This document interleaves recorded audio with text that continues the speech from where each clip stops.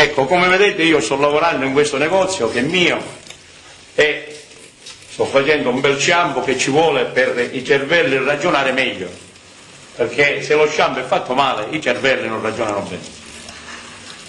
E allora, io sto iniziando a fare questo programma per sistemare tutti i problemi che ci sono in questa vita, perché è una vita nervosa, manca la serenità, nessuno è sereno, tutti hanno fretta e non si può continuare questa vita con la fretta, perché con la fretta il mondo va allo sfascio, proprio il cervello umano non esiste più con questa fretta.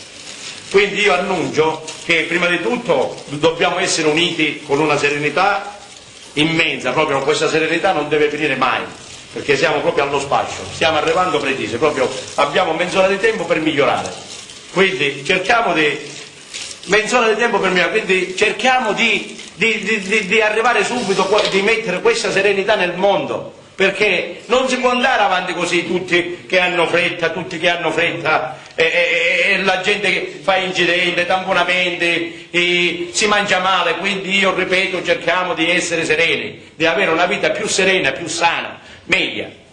Scusatemi che sto asciugando la testa a questo signore, se no ci viene la fredda, visto che c'è la spagnola per ora come influenza. Hai sentito parlare in questi giorni di legge Cirami? Ah, legge Cirami, sì, che hanno fatto questa legge dei giudici, che praticamente uno si sceglie il giudice o l'avvocato. Sì, vabbè, potrebbe essere anche buono, perché se uno trova un avvocato che sapeva che prima ragionava, un giudice che prima ragionava e tutta una volta magari non ragiona più perché non è concentrato, se lo cambia. Se lo cambia per cercare di migliorare, giusto? Per cercare di fare in tribunale di fare una cosa migliore. Cos'è il legittimo sospetto? Cos'è? Il legittimo sospetto? Ma che uno pensa che è stato lui, che non è sicuro. Quindi deve avere le prove per vedere se è sicuro. Quindi non è sicuro, è un legittimo, non è un sospetto. Quindi è meglio che uno si guarda, perché è meglio dire chi sa che sapeva. Si guarda da chi? Si guarda dall'umanità che è malvagia, dal giudice, si guarda dal giudice, perché anche il giudice è umano pure, come noi, quindi anche lui può sbagliare. E quindi uno, siccome sa che può sbagliare, si guarda e si mette in guardia di dire cerchiamo uno che non sbaglia. È giusta secondo te questa legge o no? Ma questa legge può essere giusta, perché certo che per farla debbono migliorare, perché se peggiorano la situazione è male, se si cambia per peggiorare è sbagliato. Ma viene contestata dal popolo, dalla gente che giustamente magari pensa di essere sbagliata, quindi possono fare una prova, la sinistra, possono fare una prova per vedere se questa legge Cerame può andare bene, possono fare delle prove, perché si sa che nella vita si può anche sbagliare, però sbagliando si può migliorare, quindi fare una prova va bene, possono provare questa legge Cerame per un paio di tempo. Ma secondo te Berlusconi è un perseguitato oppure no? Berlusconi giudiziario sì, è perseguitato perché hanno un po' di invidia, magari la sinistra è invidiosa. La sinistra è stata sempre invidiosa perché, prima di tutto, che atea, non crede in Dio. Perseguitato dei giudici. Ah? Dei giudici, certo. Di Milano. Di Milano, sì, è perseguitato dai giudici di Milano che non si fidano della destra.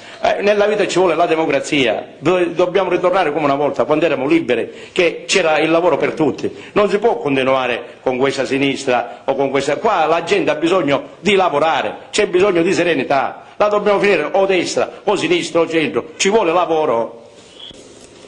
Ringrazio a tutti di questo programma che è stato visto da tante persone intelligenti. Se c'è qualcuno che giustamente non gli piace canale, può girare canale e si vede un altro canale, facciamo esempio a Pippo Baudo, tanto ormai va in pensione, si vede che a Pippo Baudo, se non ci piace questo programma che facciamo noi a Teleagragas. Però io ripeto che è meglio che questo programma ve lo vedete, perché sai com'è, a primo esempio può sembrare sbagliato, ma nelle cose bisogna vederle due volte per dare una critica. Quindi io vi dico di non cambiare canale, vedetelo che piano piano vedete che noi miglioreremo. Quindi la legge Cirame è giusta? La legge Cirame può essere giusta, si deve fare almeno per 2 o 3 anni per vedere come va, se c'è un errore si cambia. perché io penso che l'hanno fatta per migliorare, non penso che l'hanno fatta per peggiorare. Il mondo ha bisogno di migliorare e quindi non penso che loro non hanno cervello di capire che si deve migliorare. Ma secondo te esistono giudici parziali? Giudici parziali non lo so se esistono, non è che conta la parzialità, conta di fare le cose giuste, perché il mondo ha bisogno, là c'è scritto la legge uguale per tutti, c'è bisogno la legge uguale per tutti, non che è scritto là e poi non si fa, non c'entra parziale o non parziale, bisogna fare le cose giuste, bisogna fare, siamo nei momenti di fare le cose giuste, la gente ha bisogno di verità, non si può andare avanti così, il mondo va allo spaccio, siamo arrivati così.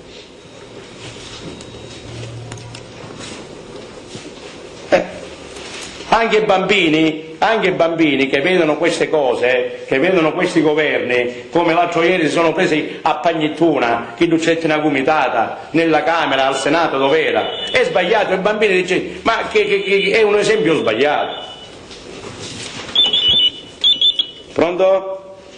Sì, dimmi, ciao, sì. Allora, stasera se ne parla.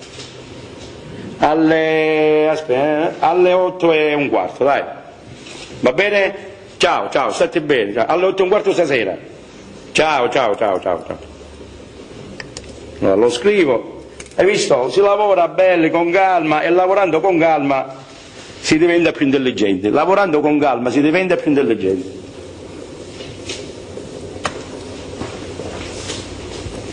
Perché non è giusto lavorare di fretta.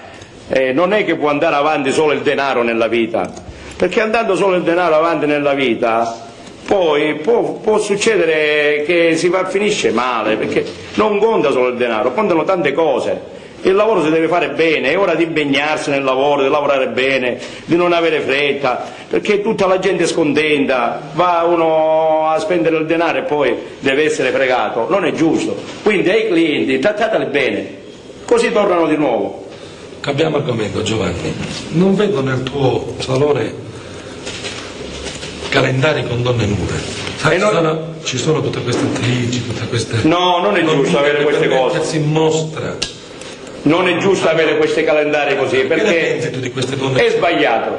È perché praticamente la gente poi copia nel male, e quindi non porta serenità, perché se ci sono i matrimoni che si dice non desiderare la donna degli altri, con questa cosa la gente impazzisce, non c'è serenità nei matrimoni, non c'è essendo serenità nei matrimoni, neanche i figli vengono bene, vengono pure nervosi, nascono nervosi. Calendari delle attrici. Sì, ma vedendo questo calendario in giro è sbagliato, la gente si fa un'opinione sbagliata, si va allo spaccio. Allora lo fanno per beccarsi i soldi. Ma il denaro non è che è tutto della vita, il denaro ci vuole, ma è una cosa giusta, su denaro ci vuole, ma in una maniera, hai visto Agnelli come ha fallito, perché? Perché le macchine le vende care, sempre il problema è il denaro.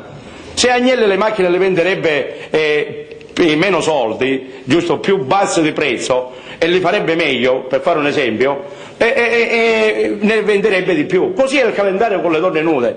Uno vede una donna nuda, che esempio può fare? Si fa delle idee sbagliate, incomincia a diventare un maniaco. E non può diventare un maniaco, esce fuori, poi vede una bambina che fa, una signora, anzi può succedere pure che un uomo non può camminare. Non è giusto il calendario con le donne nude, il calendario si deve fare come quello là, che è giusto. E cos'è quello? Quello è un calendario che ci sono i bambini handicappati, e in più c'è Fiorella Mannoia, la che è? Laura Pausini, giusto? Vedi che è un calendario bello, serio, pulito, questo è un calendario da fare. Questo è un bellissimo calendario, che se trovi che mi entra un bambino e vede una donna nuda, che esempio può fare? Poi giustamente questo bambino quando va a scuola non studia, perché magari si sballa vedendo queste cose, le donne con il calendario nudo, va a scuola e impazzisce, e giustamente i maestri impazziscono pure, non ci possono, è una conseguenza che può succedere. Scusatemi che prendo la macchinetta, perché è meglio così, perché lui se ne deve andare. Quindi questo calendario si deve fare giusto, non si deve fare con le donne nude, è sbagliato. anche perché siamo nei momenti dove bisogna ragionare, bisogna dare esempi giusti alla famiglia, creare la famiglia unita, come era una volta, che se non erano tutti a tavola non mangiava nessuno, ci vuole più disciplina, giusto? Hai visto io che lavoro bello, tranquillo, sereno? Perché? Perché sì, amo il denaro, ma non troppo. Ci vuole una certa cosa. Secondo te l'attaccherà Bush, Saddam Hussein? Non l'attaccherà mai perché è una speculazione. Già sono in cena assieme, là. È una speculazione. Perché praticamente loro dicono che debbono fare guerra, ma non ne faranno mai. È una presa in giro. E poi non conviene fare questa guerra, perché noi vogliamo la pace, non siamo per la guerra. Che senso ha che fanno la guerra quando nel mondo c'è bisogno di serenità?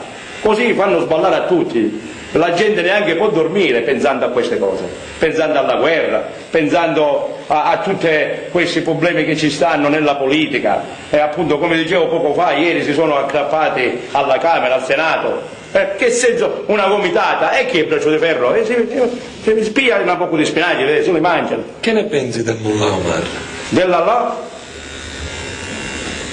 No, dimmelo, scusami, me lo devi dire, che ne pensi? Del Mullah Omar? Basta quando si molla troppo. Bisogna mollarsi di meno. Perché un Mullah Omar dove va? A mare di mattina e poi se ne va a mollare, se dalla sabbia dallo scoglio si molla. Si deve mollare in una maniera giusta. Se no ci gli faremo fare Titanic 2. Il Mullah Omar, la mente sopraffina di Bin Laden. La mente, Bin Laden ormai poco ce l'ha, sta morendo. Il Mullah Omar. Il Mullah Omar, la mente sopraffina, che è il braccio destro, quello con la barba nera, Mullah Omar. Ma per me sono ignoranti, lì sono ignorantissimi. Questo Mullah Omar è uno schiavo allora di Bin Laden. La schiavitù ormai deve finire, l'uomo è nato libero, è sbagliato che c'è schiavitù, c'è la mania della guerra, è uno che ha quelle cose dritte di lato, giusto? È un che inizia con la C, ecco, con la Omar, è un gor, ecco. Perfetto, l'avete capito. Dov'è secondo te Bin Laden? Bin Laden, ma sarà in Iraq, nei bunker di Saddam Hussein, a 32 bunker quelli. Sono amici. Bin Laden potrebbe essere anche in America, sai? Tanto a quegli appartamenti non gliene mancano, ce n'ha dovunque. Quello non è che fesso che muore, quello non morirà mai. Allora, questo Bin Laden praticamente ha sbagliato a fare questo. Bin Laden ha sbagliato a fare questo. Io dico Bin Laden, mi viene più facile. Lo dico in una maniera facile. Ha sbagliato di fare questa guerra perché non se ne può più, bisogna pensare alla pace, non alla guerra. È sbagliato. Che c'è che fanno questi kamikaze? Io non avevo sentito dire mai, quando ero bambino tutto potevo pensare, tranne che c'erano questi kamikaze. È assurdo, siamo proprio arrivati, cioè gli plagiano la mente, proprio è una cosa impressionante, se ne vanno dove ci sono gli altri e le uccidono. Se hanno questa voglia di uccidersi, perché non si uccidono da sole? Perché debbono uccidere la gente onesta? Questo Bin Laden ne sta sbagliando pure.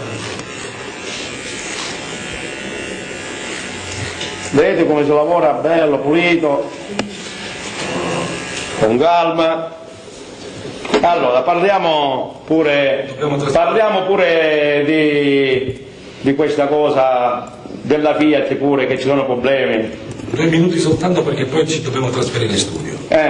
Questa Fiat che ci sono questi problemi, io direi al signor Agnelli di abbassare i prezzi delle macchine, perché la gente non ha più i soldi come una volta di comprare, quindi se abbassano i prezzi delle macchine automaticamente fanno macchine migliori, automaticamente aumenta la vendita e risolvono questa disoccupazione, perché è grave se chiude la Fiat in Sicilia, l'economia poi si blocca, è una catena, chiude la Fiat, chiudono quello che vende i pezzi dei ricambi, è una catena, vengono da me meno persone, gira meno denaro. Ecco, quindi cercate subito di abbassare i prezzi nelle macchine, venderle di meno e farle migliori, così aumenta subito la prenotazione in Europa.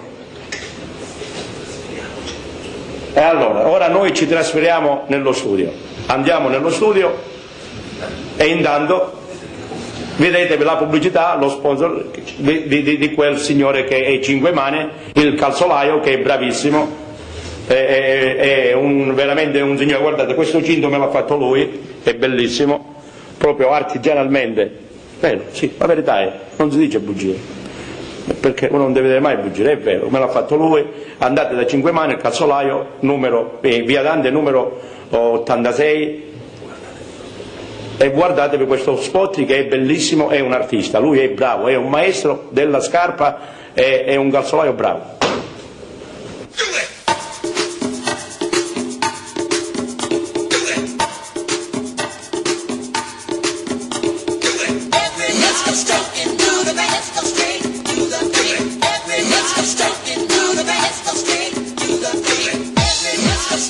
Aperto un negozio bellissimo che è veramente un artigianato bravissimo, e io vi presento al signor Cinque Mani, Giuseppe, che ve lo presento, che è qui.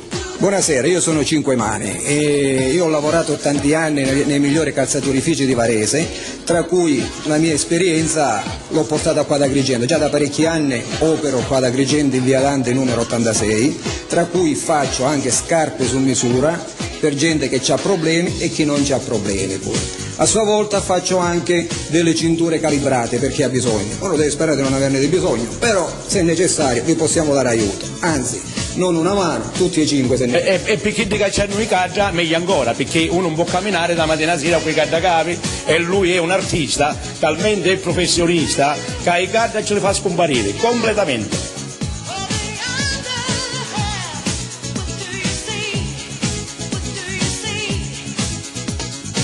Come vedete ho qua una scarpa che è indistruttibile, talmente mi sono preso simpatia di questa scarpa che me la metto pure sulle spalle, perché ho paura che me la rubano.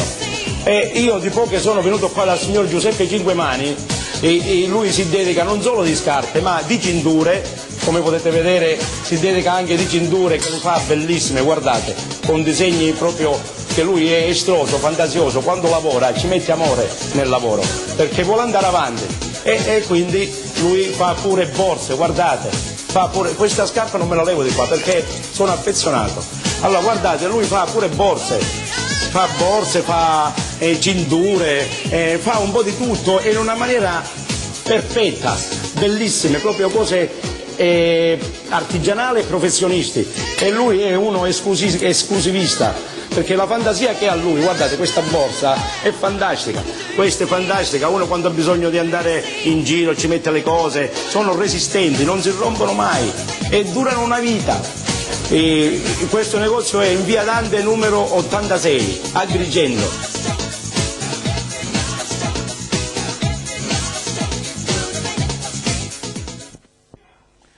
Allora, siamo in studio per annunciare che inizia una nuova trasmissione letteraria, una rubrica letteraria.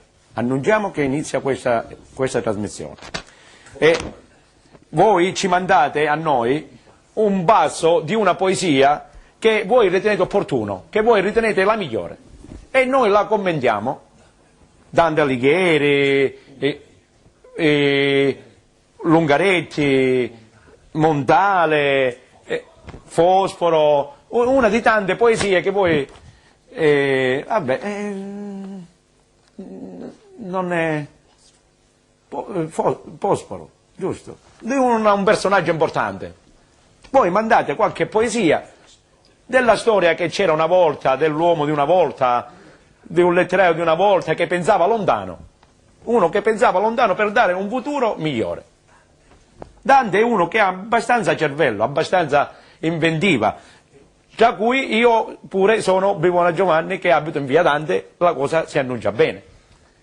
Quindi possiamo andare ora in onda con questi personaggi importanti di una volta.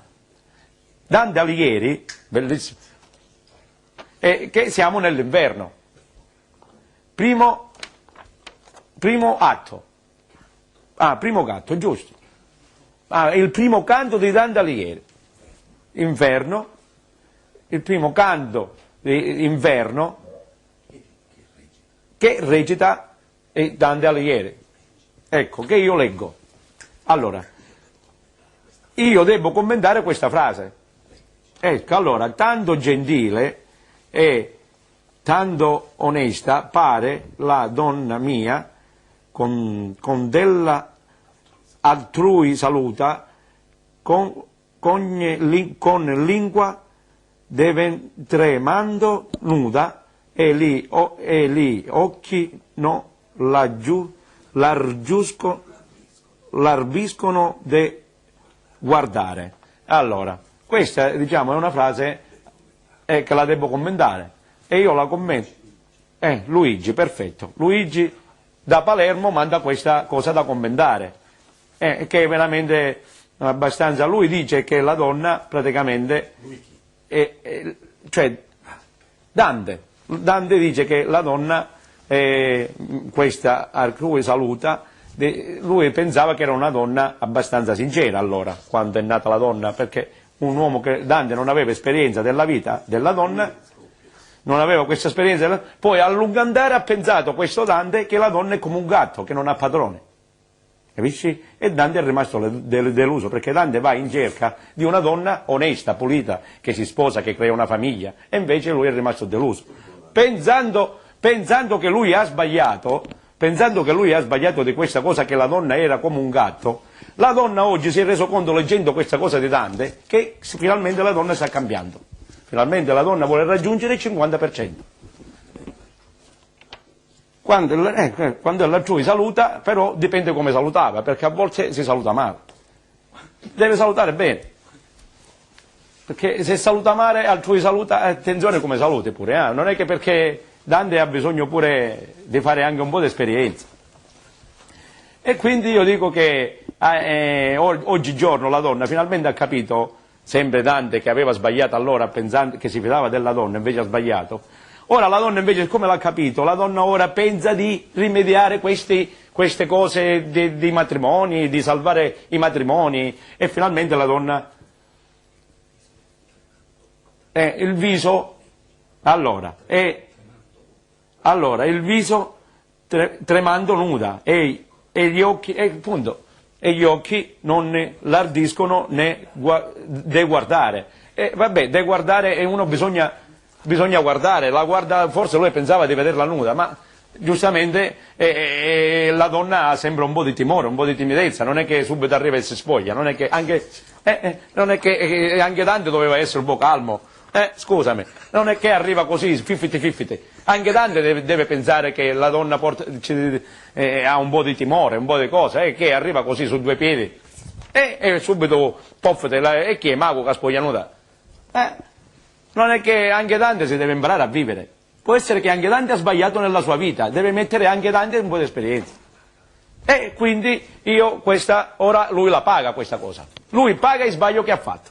Però Dante è talmente intelligente che ha capito che nella vita bisogna nascere 2 volte. E va all'inverno, però all'inverno Dio lo aiuta, perché visto che lui si è impegnato. Sì, all'inverno c'è il diavolo, però ora lui cerca di essere perdonato, di recuperare i sbagli che uno fa, perché nella vita sbagliamo tutti. Ecco perché abbiamo bisogno di nascere 2 volte, che questo momento sta arrivando. E io dico che Dante, oggi come oggi, finalmente ha capito che sbagliando si impara. Dante ha sbagliato di trattare la donna così, come una schiava, che la donna si tratta giusta, normale, deve essere un 50%. Che è un maniaco che la tratta male? La donna ha bisogno di rispetto, perché vedendosi rispettata si comporta bene. Non è che Dante così arriva su 2 piedi, che la voleva fare diventare schiava la donna. La donna non può essere, che è nuda, che mette nuda, subito così, che uno fa tanto per nascere e lui subito spoglia, che spoglia?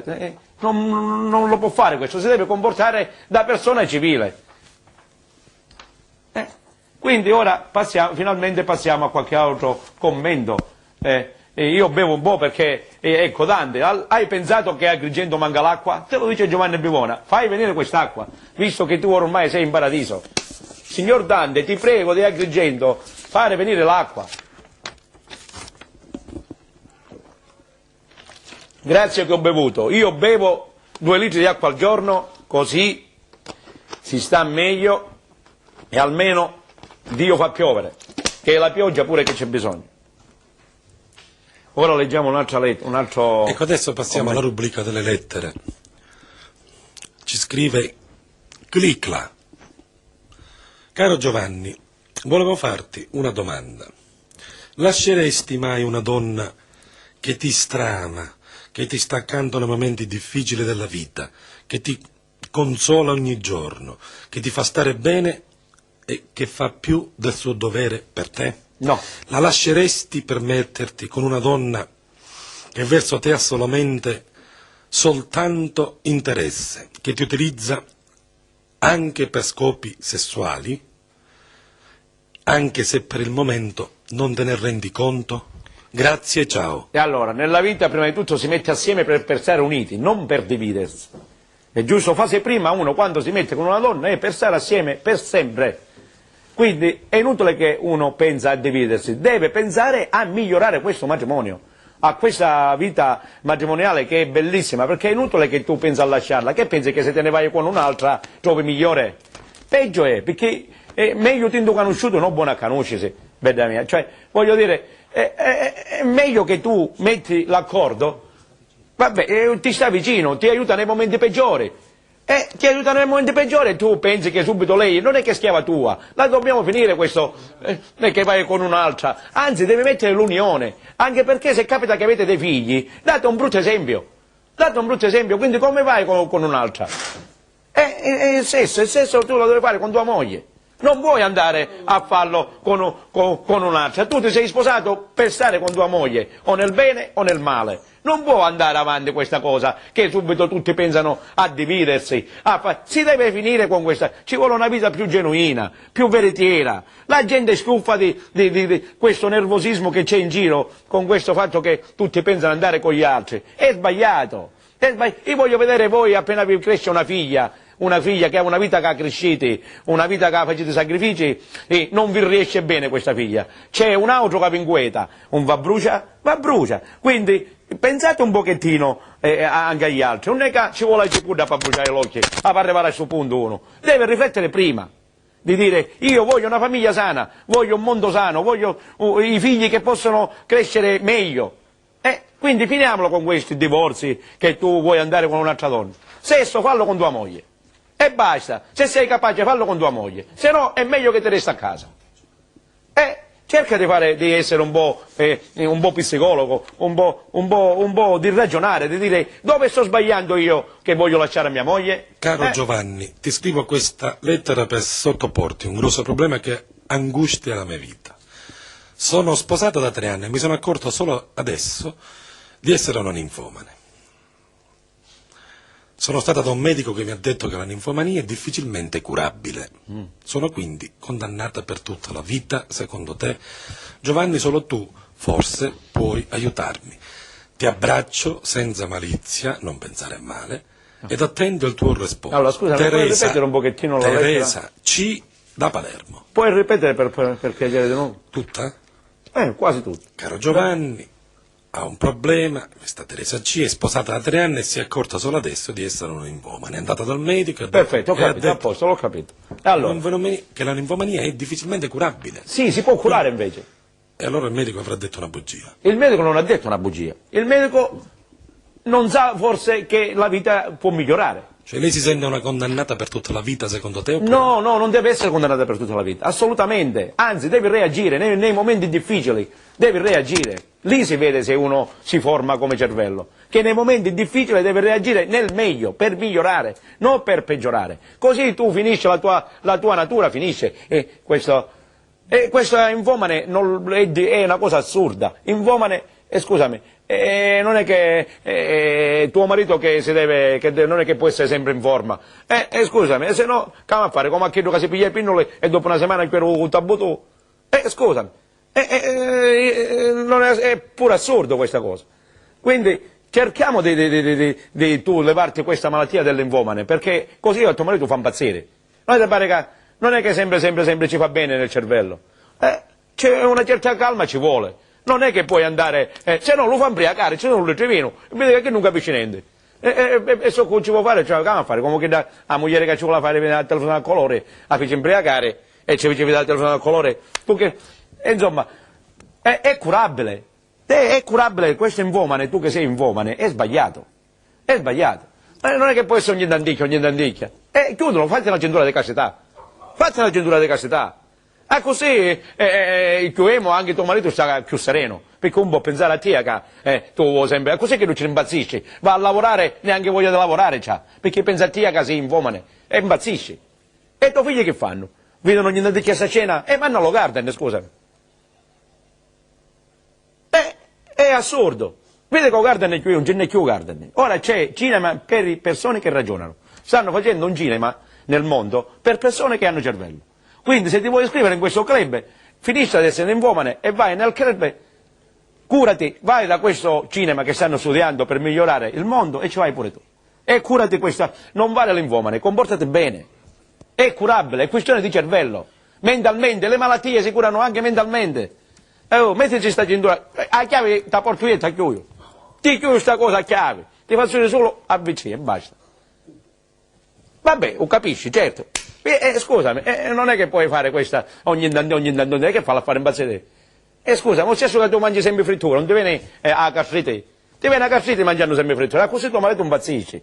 Cerca di darti una calmata e finiscila questa, anche per dare un buon esempio alla gente. Basta. E vi saluto, scrivete, mando i saluti, praticamente vi saluto a tutti perché finalmente c'è una trasmissione, che avete capito che c'è una trasmissione genuina, come la natura, che è quello che ha bisogno il mondo. Io vi ringrazio che siete così, scrivete presso Teleagragas, via Stromboli numero 2 Monserrato, Agrigento, lettere a Bivona Giovanni, maestro di vita, e cerchiamo di smetterla di essere nervosi. Una cosa, mi è capitata una cosa, guidando con la macchina, che la freccia la mettono quando arrivano. Mettetela un po' prima. Mettetela un po' prima sta freccia. No quando arrivano, che senso ha? La freccia mettetela un po' prima. No che io mentre che guido tutta la volta che devo mettere la freccia, e io tampono, e io pure sogno cornuto e bassoniato. Non è se, mettete questa freccia un po' prima. Quando andate a prendere la patente, imparate a portare la macchina bene, imparate a camminare piano in città. Scrivetemi un basso, però che sia un basso giusto, non troppo lungo, perché di una poesia, ma un basso giusto, piano piano, un basso non lungo. Iniziamo piano piano. Che io ve lo commento e almeno do qualche consiglio per sistemare questi cervelli umani. Mandatelo di Dante, di Foscolo, di Lungaretti e mandatelo a me da Bivona Giovanni, che io talmente Dante mi apprezza che io ho il negozio in via Dante. Vi saluto a tutti, scusatemi, un'altra bevuta, un'altra sola, perché una è poco in trasmissione, perché Dio deve fare piovere, così noi abbiamo l'acqua e la natura perfetta. Grazie che ho bevuto, vi saluto a tutti, ripeto, via Stromboli numero 2 Agrigento, Monserrato, presso Teleagragas.